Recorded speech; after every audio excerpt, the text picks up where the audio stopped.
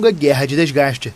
Os aliados ocidentais da Ucrânia têm tentado estrangular a economia russa e reduziram drasticamente as compras de petróleo e gás, com sanções que restringiram as importações de produtos russos e obrigaram muitas empresas a deixar o país. Apesar disso, as receitas das exportações da Rússia cresceram desde o início do conflito. Se a guerra adentrar o inverno e o ano que vem, o futuro vai depender da manutenção do apoio ocidental a Kiev, sujeito ao impacto que o conflito tem causado nas famílias na forma de uma inflação elevada. Mas se a ajuda continuar e nenhum erro grande for cometido, a vantagem militar russa pode diminuir, o que prejudicaria Putin antes das eleições presidenciais de março de 2024.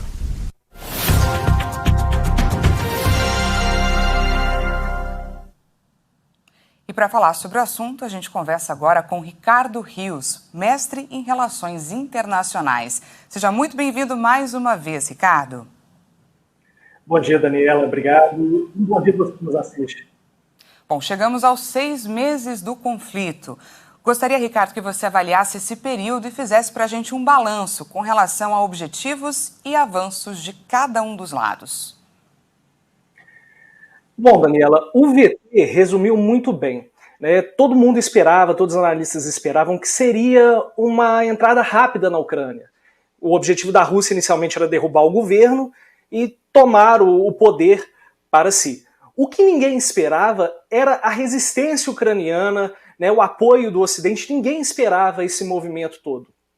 Só que passados 6 meses, o que é possível dizer é que o interesse global em torno do conflito, o que ajudaria muito a Ucrânia, diminuiu, bem como a sensibilização das pessoas. A Europa tem um problema sério com a imigração e como você tem um movimento de milhões de ucranianos imigrando para a Europa Ocidental, isso vai diminuindo a sensibilização das pessoas. O que o senso comum europeu pensa? Os ucranianos estão vindo aqui, não é para ficar um tempo e voltar. Eles querem ficar aqui, criar raízes, tirar emprego das pessoas. Então, esse pensamento xenofóbico acaba diminuindo a sensibilização das pessoas. No ponto de vista militar, a Rússia avançou demais nesses 6 meses. Hoje, ela ocupa cerca de 20% do território ucraniano, principalmente nas regiões sul e leste do país. E nessas regiões, inclusive, a população já é forçada a receber a cidadania russa, os telefones já estão sendo migrados da Ucrânia para a Rússia, já está tendo o ensino da língua russa, então está tendo um movimento de realmente ocupação daquele espaço.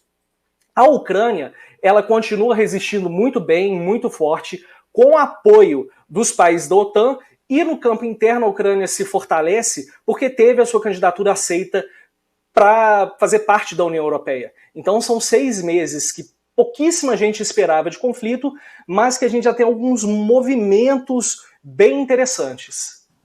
Com relação ao atentado que matou a filha de um grande aliado de Vladimir Putin, Daria Dugina, a Ucrânia nega de forma veemente a autoria do ataque, enquanto a Rússia acusa Kiev e fala inclusive em terrorismo de Estado. O que significa isso e o quanto esse episódio eleva ainda mais as tensões na região? Boa pergunta, Daniela. O terrorismo de Estado é quando um país financia algum atentado terrorista em outro. E isso a gente tem em médio países da África Central, são lugares onde você encontra esse tipo de terrorismo. No caso aqui específico do atentado de sábado na Rússia, por enquanto, só para o nosso espectador entender, não é possível determinar quem fez o ato e eu acredito que isso vai demorar muito. Por quê? O governo Putin ele é conhecido por atentados estranhos, por matar oposicionistas de forma muito estranha, seja envenenamento, ataque na rua, explosões, tiros, E a Ucrânia o que a Ucrânia disse, que foi o próprio governo Putin que fez, tem sentido por conta de todo o retrospecto. A Rússia, como você bem disse que isso saiu da Ucrânia, foi uma cidadã ucraniana que fez isso, e hoje as informações dão conta que essa cidadã ucraniana fugiu para a Estônia, que é um país que faz divisa com a Rússia, só que é pertencente à OTAN. A Estônia falou que não vai deportar essa cidadã para a Rússia. Então, hoje, o que acontece? Esse caso escala a guerra internacionalmente, porque você vai ter um terceiro ator envolvido, que é a Estônia. Então a gente tem que ver como que vai ser feito agora o conflito na fronteira Rússia-Estônia, porque se avançar, a OTAN entra na guerra e a gente teria iminentemente uma terceira guerra mundial. Entendi. Muito tem se falado, Ricardo, sobre os bombardeios em torno da maior usina nuclear da Europa, de Zaporizhia, tomada pelos russos desde março. A preocupação mundial é pelo risco de um desastre nuclear. Moscou, por sua vez, acusa novamente a Ucrânia pelos ataques. Qual seria a estratégia russa, já que um evento como esse pode levar a uma verdadeira catástrofe?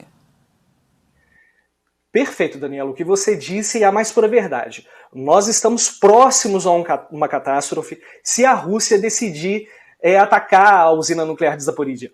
Por quê? A explosão, segundo analistas atômicos, a explosão pode cobrir Alemanha, Eslováquia e Polônia. Tá? Isso é muito sério. Você vai ter 3 países envolvidos por uma nuvem nuclear e a gente ainda não sabe quantas milhões de pessoas vão ser afetadas, quantas vão ser infectadas pela nuvem, né? Então isso é muito sério, é muito grave. Tá? Hoje, como que está o contexto? A Rússia começou a bombardear o entorno da usina. Para que uma bomba exploda de fato dentro da usina, é muito pouco. Tá? Hoje, a usina é controlada pela Rússia com trabalhadores civis ucranianos. Tá? Então, o que a gente vê, outros analistas dizem, é que em breve a Rússia vai tentar algum ataque por lá. E o efeito disso, infelizmente, vai ser catastrófico. A Europa vai ficar sem uma fonte importante de energia, fora ainda todo o perigo nuclear que tem. Então a gente tem que ficar muito atento em relação a isso e pedir a Deus para que de fato não aconteça, porque se acontecer, uma tragédia vai ser iminente.